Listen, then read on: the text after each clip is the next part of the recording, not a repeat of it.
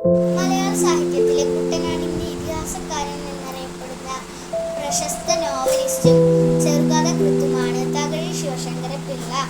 1912 April 17-ന് Alappuzha ജില്ലയിലെ തകഴിയിൽ ജനിച്ചു. കേരള മൗപാസൻ എന്നറിയപ്പെടുന്ന അദ്ദേഹം സാധാരണക്കാരുടെയും അടിച്ചമർത്തപ്പെട്ടവരുടെയും ജീവിതം തന്റെ കൃതികളിലൂടെ അവസ്മരണീയമാക്കി.